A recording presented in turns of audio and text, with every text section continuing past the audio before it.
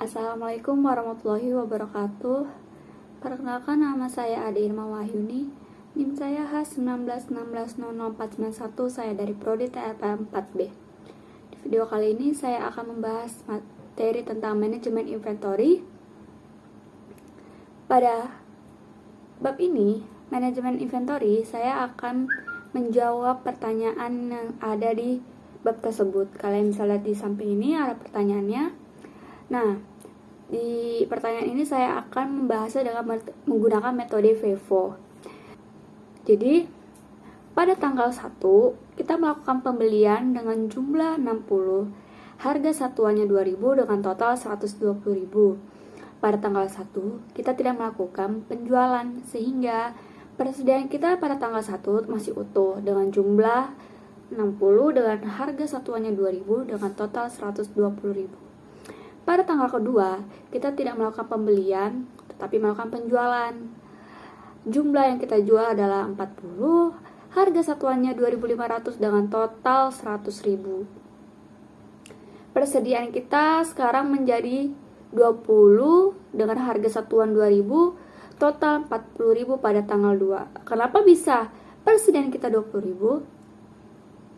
Persediaan kita 20 karena jumlah yang di awal tadi 60 kita kurangi dengan penjualan kita sebanyak 40, sehingga persediaan kita pada tanggal 2 sebanyak 20. Lanjut, pada tanggal ketiga kita tidak melakukan pembelian tetapi melakukan penjualan. Penjualan itu sebanyak 10 dengan harga satuannya 1.900 dengan total 19.000. Pada tanggal 3 ini persediaan kita juga semakin mengurang dikarenakan pada tanggal 2 tadi jumlah yang kita punya sebanyak 20 kita jual dengan jumlah 10, sehingga pada tanggal ketiga kita hanya memiliki persediaan sebanyak 10 dengan harga satuan 2.000 dan total 20.000. Pada tanggal keempat kita memiliki pembelian itu dengan jumlah 150 dengan harga satuannya 2.500 dengan total pembelian kita adalah 375.000. Pada tanggal 4 ini kita tidak melakukan penjualan sehingga persediaan kita bertambah.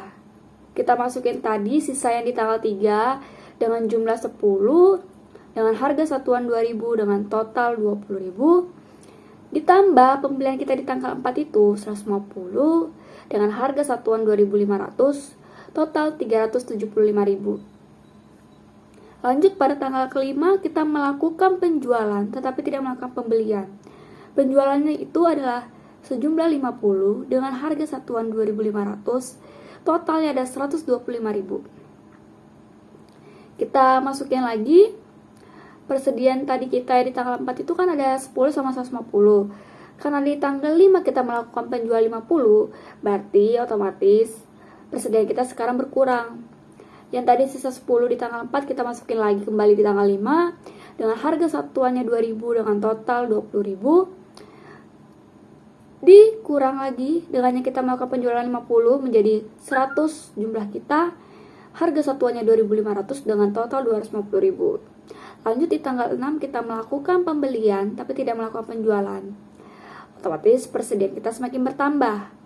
Pembelian kita sebanyak 200 dengan harga satuan 2.100, totalnya ada 420.000. Kita masukin lagi persediaan kita yang tersisa kemarin di tanggal 5, yaitu 10 dengan harga satuan 2.000, totalnya adalah 20.000. Kita masukin lagi yang sisa 100 di tanggal 5 kemarin, jumlahnya 100 dengan harga satuan 2.500 dengan total 250.000. Kita masukin lagi yang di tanggal 6 itu, di persediaan itu kita tambah lagi jadi 200, harga satuannya 2.100, jadi totalnya adalah 420.000. Jadi di persediaan di tanggal 6 kita memiliki 3 persediaannya. Itu pertama yang sisa 10, 100 dengan yang baru kita beli itu adalah 200. Lanjut, pada tanggal ke-7 kita tidak melakukan pembelian tetapi melakukan penjualan dengan jumlahnya 100, harga satuannya 2.500 dengan total 250.000. Jadi persediaan kita semakin berkurang dikarenakan kita melakukan penjualan dengan jumlah 100.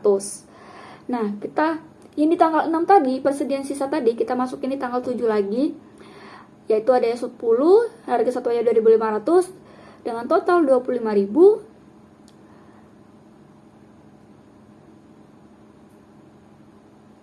dengan tadi yang 100 sama 200 itu kita tambah ya menjadi 300.000.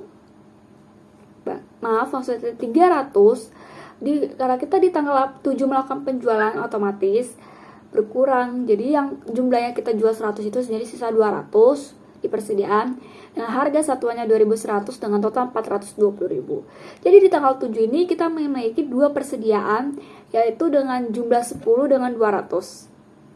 Lanjut di tanggal 8 kita tidak melakukan pembelian, tetapi kita melakukan penjualan dengan jumlah 20, harga satuan 2.500 dengan total 50.000. Di persediaan kita otomatis akan berkurang dikarenakan kita melakukan penjualan sebanyak 20.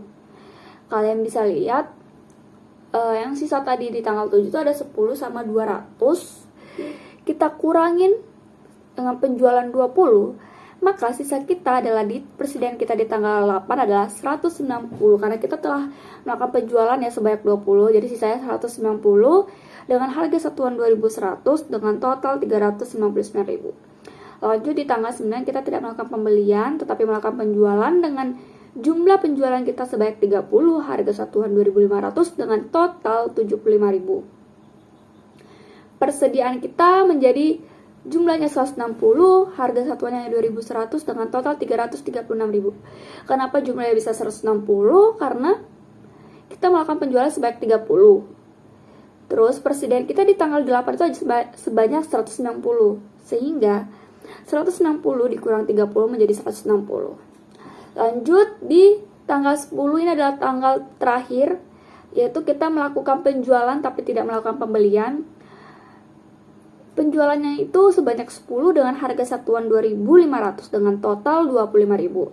Persediaan kita menjadi 150 dengan harga satuannya 2.100, totalnya adalah 336.000. Kenapa bisa 150.000? Karena kita melakukan penjualan tadi sebanyak 10. Di tanggal 9 persediaan kita adalah sisa 160, sehingga 160 kita melakukan penjualan sebanyak 10 berarti berkurang menjadi 150. Nah, total yang kita miliki sekarang dalam melakukan pembelian itu adalah jumlahnya 410 dengan total pembelian kita adalah 915.000. Penjualan kita, jumlah yang kita jual itu adalah sebanyak 260 dengan totalnya hasil penjualan kita adalah 644.000. Persediaannya kita miliki atau sisa barang yang kita punya itu sebanyak 150 dengan total 315.000. Nah, itu tadi kita menggunakan metode FIFO. Kalau kita ingin mencari laba atau keuntungan dari yang kita peroleh tadi dengan menggunakan metode FIFO, rumusnya yaitu penjualan dikurang buka kurung, pembelian dikurang persediaan tutup kurung. Jadi sama dengan penjualan kita tadi berapa? Totalnya adalah 644.000 dikurang buka kurung. Pembelian kita tadi jumlahnya adalah 915.000 dikurang persediaan kita sebanyak 315.000 tutup kurung.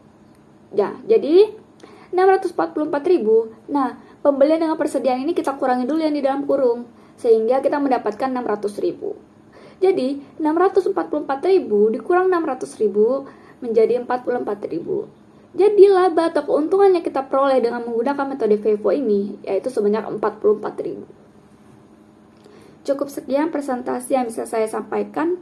Kurang lebihnya mohon dimaafkan. Wabillahi taufiq wal hidayah. Wassalamualaikum warahmatullahi wabarakatuh.